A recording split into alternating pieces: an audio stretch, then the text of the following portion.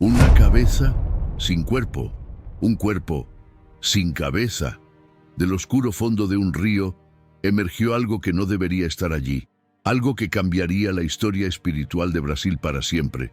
No fue moldeado por manos humanas ese día, fue revelado, pescado por las manos de tres hombres simples, pero elegidos.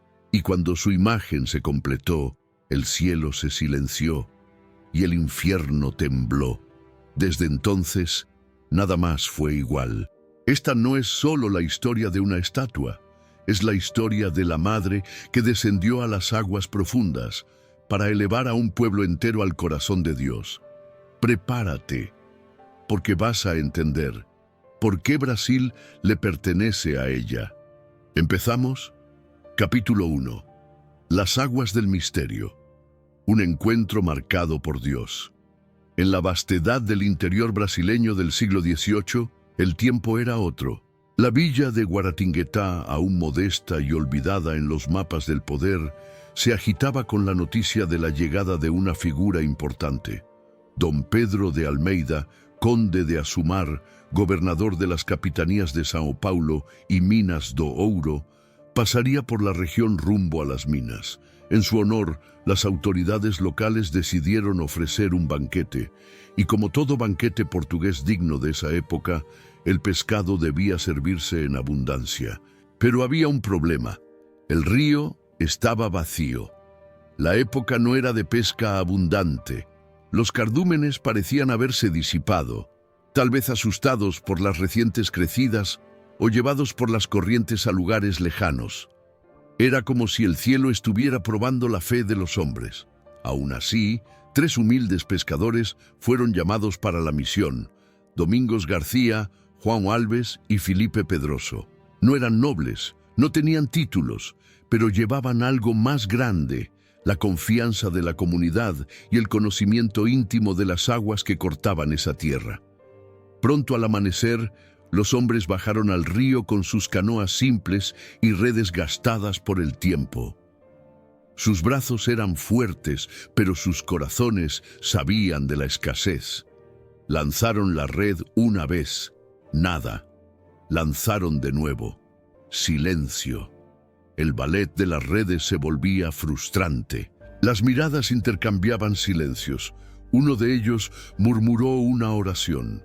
El cielo permanecía cubierto y el viento parecía susurrar una pregunta: ¿hasta cuándo persistirán? Y entonces, en uno de esos lanzamientos, algo cambió. João Alves tiró de la red y en lugar de peces trajo algo pesado, extraño al tacto. Era una forma humana pero incompleta. La parte inferior de una pequeña imagen de terracota sin la cabeza. Un pedazo de barro oscurecido por el lodo del río, empapado, casi imperceptible a los ojos. Un objeto sin valor aparente, que fácilmente podría haber sido descartado allí mismo. Pero no fue. Curioso, João, hombre de fe simple, mantuvo el fragmento en la canoa. Algo en su corazón le decía que había más. Tal vez pensó que eso era una coincidencia, pero su alma sentía lo contrario. Lanzó la red una vez más y esta vez, con asombro, sacó a la superficie la cabeza de la misma imagen, perfectamente encajable al cuerpo que ya había rescatado. Una imagen completa, una mujer, una madre, una reina. Era el tipo de acontecimiento que, a los ojos del mundo, parecería insignificante, pero a los ojos de Dios y de los simples era una señal elocuente. En un país marcado por la fragmentación social, donde la esclavitud despedazaba familias y la dignidad humana era negada, aquella imagen pescada en dos partes adquiría un significado profético. Brasil estaba desfigurado, pero la Madre de Dios vendría para restaurarlo. Los tres hombres miraron la imagen con reverencia, aún cubierta de lodo, aún simple. Irradiaba algo inexplicable. No era un oro reluciente, ni una escultura imponente. Era barro, era humilde, Y era precisamente eso lo que la hacía sublime. Era como si el cielo gritara a través del silencio de aquella imagen: me revelo a los pequeños, me escondo en lo que el mundo desprecia. La pesca, hasta entonces infructuosa, se volvió abundante. Poco después de encontrar la imagen, los peces comenzaron a aparecer en sorprendente cantidad. Las redes volvían pesadas, los cestos se llenaban rápidamente. Lo imposible se había vuelto posible. La ausencia se había convertido en milagro. Aquello que la lógica humana no podía explicar, el corazón de esos hombres comprendía perfectamente. Habían sido visitados por algo divino. Llevando la imagen con respeto, los pescadores regresaron a casa. Filipe Pedroso, uno de los más devotos entre ellos, se encargó de guardar el hallazgo. En su casa construyó un pequeño oratorio de madera. Allí, con su familia y vecinos, comenzó a rezar ante la imagen, y así nacía un santuario silencioso, hecho de oraciones y lágrimas, iluminado por velas y por la fe. La figura, de aproximadamente 36 centímetros, presentaba rasgos simples pero expresivos. El rostro sereno, los ojos dirigidos hacia abajo, las manos juntas en oración. Era la clásica representación de Nuestra Señora de la Concepción, con la diferencia notable de la coloración oscura. Este tono, que generaría debates a lo largo de los siglos, era para el pueblo más que un detalle. Era una confirmación, porque en el corazón del pueblo negro, sufrido y olvidado, una madre negra era la respuesta de Dios. María no venía para los palacios, sino para los tugurios. No se rebelaba entre doctores, sino entre pescadores. Era barro como nosotros, pero barro elegido, moldeado y glorificado por Dios. Así comenzó la historia de Nuestra Señora Aparecida. No en visiones celestiales o en catedrales doradas, sino en el silencio de un río, en el lodo de un fondo olvidado, en la vida común de hombres simples que supieron reconocer la presencia de Dios, donde pocos verían algo más allá del lodo. Y tú, que ahora escuchas esta historia, quizás también te has sentido, en algún momento, como aquella imagen, sumergido, olvidado, fragmentado. Pero recuerda, Dios puede sacarte del fondo del río, y cuando Él lo hace, es para restaurarte por completo y ponerte de pie como señal para el mundo. Capítulo 2. La imagen negra y la teología de la encarnación. La imagen rescatada del río Paraíba do Sul, aunque pequeña, cargaba un inmenso misterio, y desde ese momento Brasil jamás sería el mismo. Lo que fue encontrado en aquel río no fue solo una imagen, fue un pacto, un llamado, una presencia viva. Era la madre siendo aparecida, no hecha por manos humanas en ese momento, sino revelada por Dios al corazón de un pueblo que la aguardaba desde hace siglos. Otros argumentaron que era la propia naturaleza del barro utilizado en la confección original, pero para el pueblo de fe, y para los ojos de la teología, ese color no era casualidad, era providencia, era profecía. Era como si Dios, en su pedagogía divina, hubiera decidido dejar una señal visible para el Brasil del futuro, una señal que dijera: yo veo a los pobres, yo acogeré a los rechazados, yo soy el Dios que toma el lado de los pequeños. Al revelarse a través de una imagen negra, María Santísima se unía no solo a la historia del pueblo brasileño, sino a sus heridas más profundas. Porque en ese Brasil colonial, marcado por azotes, grilletes y senzalas, ser negro era sinónimo de invisibilidad y dolor. Y cuando la Madre de Dios aparece con el color de piel similar al de los esclavizados, ella está diciendo, con elocuencia silenciosa, que su corazón es un abrigo para los que sufren. En la tradición católica, María es llamada Madre de la Encarnación. Esto significa que ella no solo dio a luz al Verbo Divino, sino que colaboró plenamente con el misterio de Dios que se hizo carne. La encarnación no es una idea teórica, es Dios asumiendo todo lo que es humano, excepto el pecado. Y el color de la imagen de Aparecida se convierte así en un prolongamiento de la encarnación en el cuerpo social de Brasil. María no se encarna en sí misma, pero su hijo lo hace, y ella, como buena madre, siempre se coloca al lado de los suyos. Por eso, en las diferentes partes del mundo, María suele ser representada con rasgos culturales locales. En Guadalupe aparece mestiza, en Lourdes con rostro europeo, en Aparecida con piel oscura, ojos dulces, manos unidas y un semblante que carga compasión y fuerza. Este hecho nos remite a una verdad espiritual profunda. La madre se hace igual al pueblo que la invoca. Esto no es idolatría cultural. Es el reflejo de un Dios que armó su tienda entre nosotros y que continúa haciéndose cercano a través de su madre.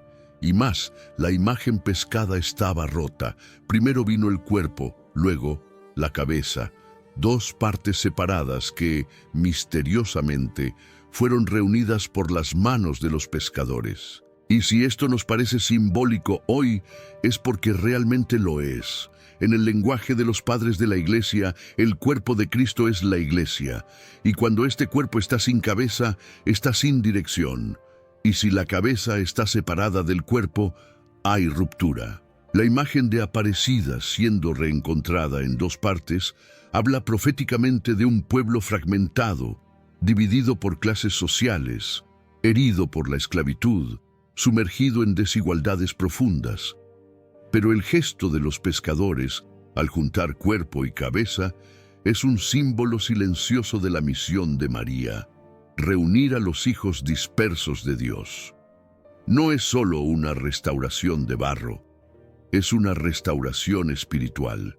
Un Brasil dividido y herido comienza allí a ser reunido bajo el manto de una madre, y no podemos ignorar otro aspecto esencial. La imagen, en su coloración negra, fue objeto de prejuicios y rechazos por parte de algunos sectores a lo largo de la historia, y aún así se convirtió en la patrona de Brasil. Esto nos enseña algo poderoso. Aquello que el mundo desprecia, Dios elige. Aquello que el orgullo humano rechaza, Dios exalta. Es el mismo principio del Magnificat, el cántico profético que María entonó ante Isabel. Derribó a los poderosos de sus tronos y exaltó a los humildes. Aparecida es el Magnificat vivo del pueblo brasileño, un canto de victoria del Dios de los pequeños, que no desiste de sus hijos. Con el paso del tiempo, la imagen pasó a ser llamada Nuestra Señora Aparecida, no por casualidad, sino porque ella fue aparecida en las aguas, revelada por Dios, manifestada a aquellos que estaban atentos a lo sagrado, y la devoción comenzó a crecer. En la casa de Felipe Pedroso, las personas venían a rezar, pedir, agradecer, y ahí, entre lamparinas y rosarios, la madre fue convirtiéndose en parte de la historia del pueblo. Fue pasando de mano en mano, de boca en boca, de corazón en corazón. La fe en Nuestra Señora Aparecida se propagó no como un decreto impuesto por la autoridad eclesiástica, sino como un fuego que se propaga cuando encuentra madera seca. El corazón del pueblo brasileño, sediento de consuelo y justicia. Era como si cada persona, al mirar la imagen, dijera en su interior: esta madre es mía. Ella me entiende. Ella tiene mi color. Ella conoce mi dolor. Teológicamente, este fenómeno tiene un nombre: Sensum Fidei, el censo de la fe del pueblo fiel. Es el Espíritu Santo soplando en el corazón de los humildes, conduciéndolos a la verdad sin que necesiten de doctorados o tratados teológicos. El pueblo reconoció allí la presencia de la Madre del Cielo, y aun sin apariciones o discursos celestiales, Dios habló. Habló a través del barro, habló a través del color, habló a través del dolor del pueblo, y continúa hablando hasta hoy, Así, lo que comenzó como un hallazgo curioso en las aguas del Paraíba se transformó en un mar de fe que atravesaría siglos, curaría heridas, uniría razas y daría a Brasil su patrona. No solo una santa en el altar, sino una madre presente en el cotidiano, en los milagros silenciosos, en los gestos pequeños, en las peticiones susurradas entre lágrimas. Y si Aparecida tiene la piel oscura, es porque el cielo quiso recordar a la tierra que todos, sin excepción, tienen lugar bajo el manto de la Madre, inclusive, y especialmente, aquellos que la sociedad intenta esconder, porque fue del fondo del río que ella vino para elevar hasta el cielo a aquellos que más necesitan. Capítulo 3. Los milagros que confirman la elección de Dios. La fe católica nos enseña que Dios, en su bondad, confirma sus señales con prodigios, no para impresionar, sino para despertar el corazón dormido de los hombres. Y así fue con la imagen negra pescada en el río Paraíba do Sul. Poco después de su aparición, la corriente de milagros comenzó a brotar como un manantial vivo, regando los corazones y transformando una devoción simple en un río de esperanza que se esparciría por Brasil. Aún en los primeros años, tras el encuentro de la imagen, las noticias de curaciones inexplicables y gracias recibidas se multiplicaban. No había internet ni periódicos de gran circulación.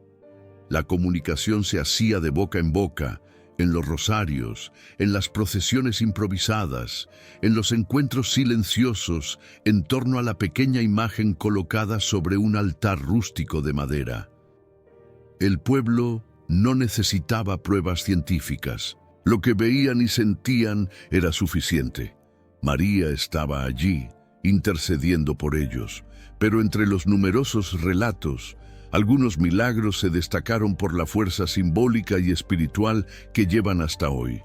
Uno de los casos más emblemáticos fue el de un caballero arrogante, un señor de tierras y títulos que, al pasar frente a la casa donde la imagen era venerada, se burló de la fe del pueblo simple. Con desprecio dijo en voz alta: «Si esta santa es tan poderosa, que me haga parar». Y lo que ocurrió a continuación quedó grabado en la memoria colectiva como una advertencia del cielo. El caballo que montaba sin ningún aviso se encabritó violentamente y quedó paralizado en el aire, con las patas traseras firmes en el suelo y las delanteras suspendidas, como si un brazo invisible lo hubiera sostenido.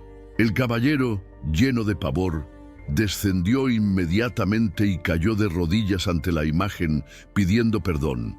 La escena, presenciada por varios, se difundió rápidamente, y su mensaje era claro: no se burla de las cosas santas, pero más que un castigo, el episodio es una lección de misericordia. La Virgen no castigó para humillar, sino para convertir. El hombre, tocado por el milagro, se convirtió en uno de los primeros devotos fervorosos. Otro relato impactante es el del esclavizado injustamente preso, encadenado y sin ninguna esperanza de libertad. Según la tradición oral transmitida por generaciones, fue conducido por las autoridades locales y, al pasar frente a la imagen de Nuestra Señora Aparecida, volvió su mirada hacia ella e hizo una oración silenciosa, pidiendo liberación. En ese instante, sus cadenas se rompieron solas, como si fueran de barro. Los presentes quedaron en shock. No había fuerza humana involucrada ni trucos. Era una señal. La liberación de ese hombre era un eco profético de la misión de María: liberar a los hijos de Dios no solo de las prisiones materiales, sino también de las espirituales, morales y sociales. Y esto en un Brasil donde la esclavitud era la norma, donde los hombres eran tratados como mercancía, donde las familias eran desgarradas por caprichos económicos. María aparecía como la madre de la libertad, de la dignidad y de la justicia. No tomaba partidos políticos, sino que se colocaba innegablemente al lado de los pobres, de los pequeños, de los despreciados. No todos los milagros eran espectaculares. Muchos eran silenciosos: un niño que volvió a caminar, una madre que quedó embarazada después de años de esterilidad, un labrador que escapó de la muerte tras una caída, un enfermo que sanó sin explicación. Gracias que tocaban lo cotidiano, transformando dolor en gratitud, miedo en fe viva. Y todos estos relatos, incluso cuando no estaban documentados en registro civil, fueron registrados en el altar del corazón del pueblo. Sigue siendo pequeña, sigue siendo de barro, sigue siendo negra, porque es precisamente en esto donde está su fuerza. Desde el punto de vista teológico, los milagros de Aparecida cumplen una misión clara: confirmar que esa imagen, incluso sin aparición formal, fue elegida por Dios como canal de gracia. Como decía San Bernardo de Claraval, de María nunca se habla lo suficiente, y el propio Dios, en la historia, repite esto no con palabras, sino con señales. Estos milagros no existen para exaltar la estatua. Después de todo, los católicos no adoran imágenes, adoran al Dios que actúa a través de ellas. La imagen de Aparecida es como un sacramental, un signo visible de una realidad invisible. Y los milagros son frutos de la intercesión de María, que continúa, como en las bodas de Caná, diciendo a su hijo: no tienen más vino, no tienen más esperanza, no tienen más fuerzas. Y Jesús, como ayer, atiende la petición de su madre. La historia de Aparecida no se formó solo con milagros extraordinarios, sino con millones de milagros pequeños, cotidianos, que quizás nunca lleguen a ser contados. La vela encendida en silencio, el rosario rezado en la madrugada, el camión que se detiene en la carretera y reza un Padre Nuestro, la lágrima de una madre agradecida. Esa es la mayor prueba de que los milagros de Aparecida continúan, porque la mayor gracia que María concede no es necesariamente la cura del cuerpo, sino la cura del alma. Es la conversión, la perseverancia, la paz en el corazón ante las tribulaciones. Es el consuelo que no se compra. Es la presencia de una madre que nunca abandona. Y es por eso que, hasta hoy, miles de personas caminan kilómetros en romería hasta el santuario, porque saben que allí no encontrarán solo una imagen, encontrarán una presencia. Capítulo 4. Del oratorio al altar de la nación. Dios, en su divina pedagogía, suele iniciar las grandes obras por las manos de los pequeños. Así fue con la historia de Nuestra Señora Aparecida. Comenzó en un oratorio modesto, de madera simple, dentro de una casa pobre de pescadores. Pero la imagen negra pescada de las aguas llevaba una misión mayor. Era como una semilla de fe sembrada por Dios en el suelo brasileño. Una semilla que germinaría lentamente, regada por oraciones humildes y por la fuerza del pueblo. Filipe Pedroso, uno de los 3 pescadores que habían encontrado la imagen en el río, la llevó consigo. Montó un pequeño altar doméstico donde rezaba con la familia y vecinos. Allí, ante velas encendidas y rosarios fervorosos, la devoción comenzó a crecer orgánicamente, sin imposición, sin alarde. Era el propio Espíritu Santo quien conducía al pueblo hacia la Madre, como el hijo que reconoce el rostro de la madre incluso entre la multitud. Las noticias de los milagros y las gracias alcanzadas se propagaban como brisa sobre las aguas. No había megáfonos ni redes sociales, pero había algo más poderoso: el testimonio vivo de un pueblo que sentía en su corazón la presencia real de María a través de aquella imagen oscura y serena. A medida que los devotos aumentaban, el espacio de la casa se volvió pequeño. Entonces, en 1745, cerca de 3 décadas después de la aparición de la imagen, se construyó la primera capilla pública en Aparecida, en el Cerro de los Coqueiros. Era modesta, hecha con esfuerzo comunitario, pero allí la madre comenzaba a asumir su lugar. no solo en el corazón de los individuos, sino en el seno de una nación en formación. Brasil vivía tiempos difíciles. La esclavitud aún pesaba sobre los hombros de miles. Las desigualdades sociales eran profundas, y aún así, o tal vez por eso, la devoción a la Madre Aparecida crecía con fuerza. Porque, donde hay dolor, Dios planta consuelo, y la imagen de la Señora Negra se convertía en el consuelo de un pueblo que lloraba en silencio. Con el tiempo, la pequeña capilla ya no podía albergar a los miles de fieles que venían de todas partes. En 1834 se inauguró la llamada Basílica Vieja, en estilo barroco cerca del río Paraíba. Fue el primer templo oficial en acoger la imagen. Allí, durante décadas, romeros llegaban en carretas, a pie, en silencio o cantando, con velas en las manos y promesas en el corazón. Venían a agradecer, pedir, llorar, ofrecer. Venían a ver a la Madre que los entendía.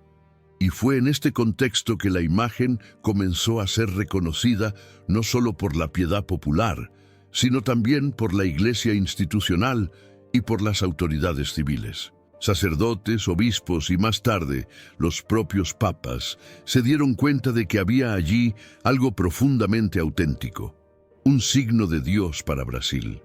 En 1888, año de la abolición de la esclavitud, la imagen de Aparecida ya era símbolo de resistencia espiritual. El pueblo negro, que durante siglos había estado encadenado, encontró en ella una madre que nunca los trató como esclavos, sino como hijos amados. Si la ley áurea vino por el puño de la princesa Isabel, la libertad del alma vino por la intercesión de la Reina del Cielo.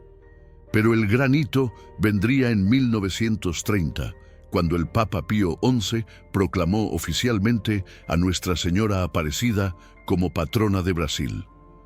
Este acto no fue solo simbólico, fue una confirmación canónica de algo que el pueblo ya sabía en el corazón desde hace mucho tiempo, que María había elegido esta tierra como su casa y a este pueblo como sus hijos.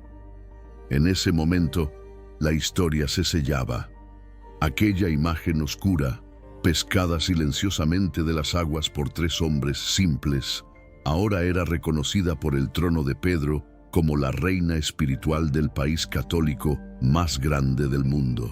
Lo que Dios había iniciado en el anonimato de un río, ahora era proclamado en los altares, del oratorio al altar de la nación, del barro al trono espiritual, pero siempre con los pies firmes en el suelo de la humildad.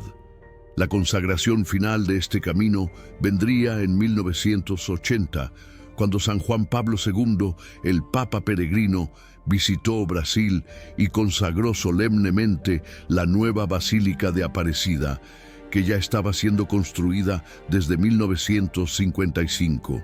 Este nuevo templo, diseñado para albergar millones de fieles, se convirtió en el mayor santuario mariano del mundo, con capacidad para más de 30.000 personas y con una estructura monumental que ecoa la grandeza espiritual de la devoción a la Madre. Pero el Papa, con su sensibilidad pastoral, no se deslumbró solo con la imponencia del edificio.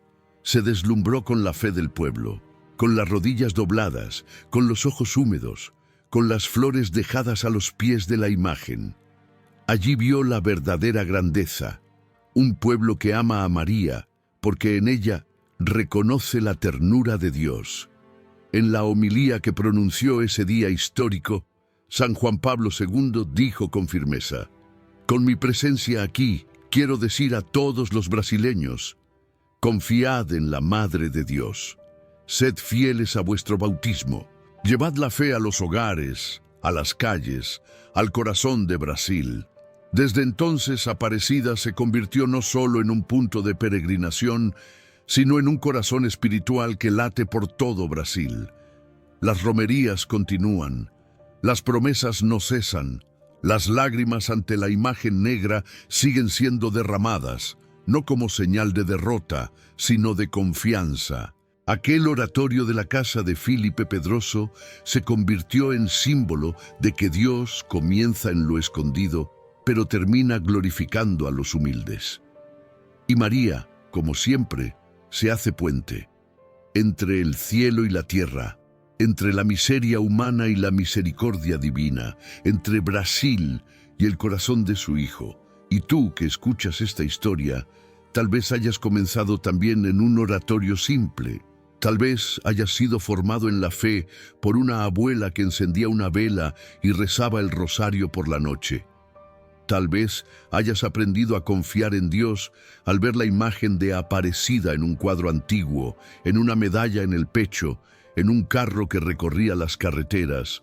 Todo esto tiene valor, todo esto construye la fe, porque la historia de Aparecida no está solo en los libros, está escrita en las calles de Brasil, está grabada en los corazones, está viva en los milagros que continúan sucediendo. Y sobre todo, está en esa mirada de María que, aun siendo reina, nunca dejó de ser madre. Capítulo 5. La coronación de la reina, una profecía viva. En toda la historia de la salvación, Dios tiene por costumbre elevar a los humildes. El Magnificat de María, esa oración que brotó de su corazón ante Isabel, resuena con claridad a lo largo de los siglos. Exaltó a los humildes. Y fue exactamente eso lo que el cielo hizo con Nuestra Señora Aparecida. Exaltó la pequeña imagen de barro, pescada sin gloria, sin cabeza, sin altar, para convertirla en reina espiritual de Brasil. La coronación de Nuestra Señora no fue un evento aislado, tampoco solo un gesto simbólico de la piedad popular. Fue el ápex de un proceso espiritual, silencioso y sagrado, que duró décadas, y que tuvo inicio en el fondo de un río. Una imagen olvidada en las aguas fue poco a poco entronizada en el corazón del pueblo, y su corona, a diferencia de las usadas por reinas humanas, no fue hecha solo de oro, sino de fe, de dolor, de esperanza y de amor. El pueblo fue coronando a María mucho antes de que las autoridades lo hicieran. Ella fue entronizada en las casas pobres, en los altares improvisados, en las lamparinas de los sertones, en los rosarios hechos de semillas, en las promesas hechas por madres en llanto. María fue coronada día tras día por rodillas dobladas y voces temblorosas. No había ceremonia, pero había adoración verdadera, no a la imagen, sino al Dios que se revela a través de ella. La primera coronación oficial de la imagen de Aparecida ocurrió el 8 de septiembre de 1904, por orden del Papa San Pío X. La fecha, elegida con sabiduría, coincidió con la fiesta de la Natividad de María, recordando al pueblo que, incluso cuando nace en el silencio de un establo o en el fondo de un río, la madre siempre está destinada a la gloria. La corona fue ofrecida por devotos de todo el país, con contribuciones modestas, monedas simples, muchas veces fruto de sacrificio. Cada pedazo de oro ofrecido representaba una lágrima, una súplica, una fe. En esa ceremonia todo Brasil se arrodilló espiritualmente ante su reina. Padres, obispos, autoridades civiles y miles de romeros se reunieron para ver la pequeña imagen ser coronada ante el altar de la Basílica Vieja. Y si hubo silencio en ese momento, fue porque los corazones hablaban más alto que las voces. Era el cumplimiento de una profecía viva. La piedra rechazada se había convertido en piedra angular, pero no era solo una coronación estética, era una coronación profética. En el gesto de colocar una corona sobre la cabeza de la imagen, la Iglesia reconocía algo mucho mayor, que María reinaba, sí, pero de un trono hecho de cruz, no de lujo, que su realeza era de servicio, no de dominio, que su cetro era el rosario, su espada era el amor y su corona era el pueblo que ella acogía bajo su manto. A lo largo del siglo XX, la devoción a la Reina Aparecida se profundizó aún más. Vinieron las grandes romerías nacionales, vinieron los milagros documentados, las gracias incontables, los testimonios de conversión. María pasó a ser llamada Reina de los Hogares, protectora de los humildes, estrella de Brasil.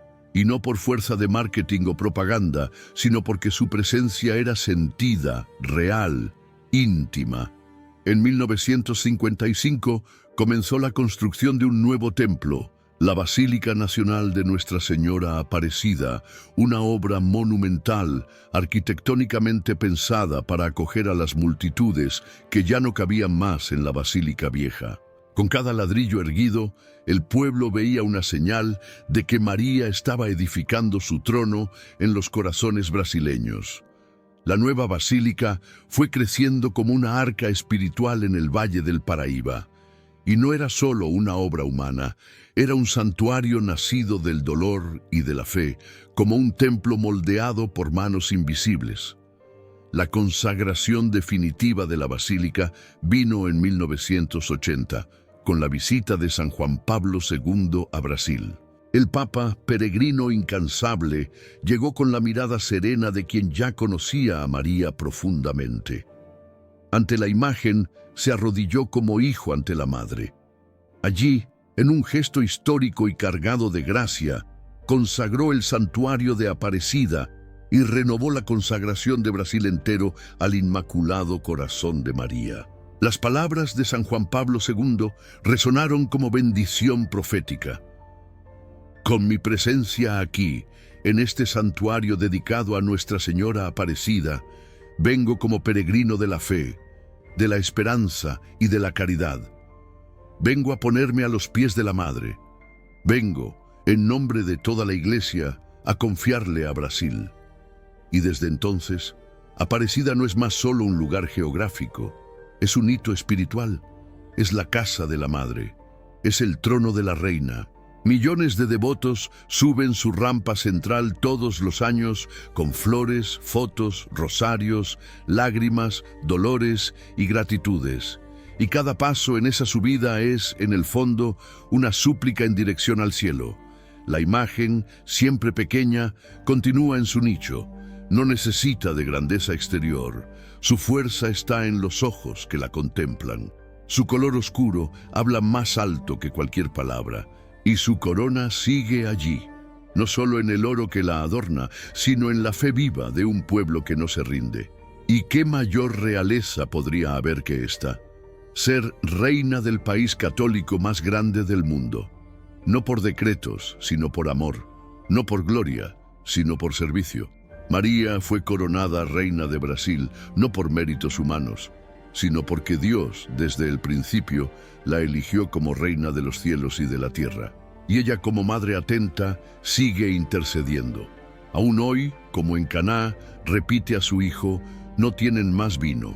Y Jesús sigue escuchando a su madre, y transforma el agua del dolor en vino de esperanza. Por eso, cuando miramos la imagen de Aparecida, con su corona reluciente sobre el manto oscuro, vemos más que barro y metal. Vemos una profecía viva, que Dios puede sacar reyes del barro y levantar naciones a partir del silencio, que Él transforma a los olvidados en príncipes, a los cautivos en libres, a los pobres en herederos del cielo. La coronación de Nuestra Señora Aparecida fue el sello de una promesa, y esa promesa sigue en pie. Porque mientras haya un brasileño con fe en el corazón y María en la mirada, ella será siempre reina.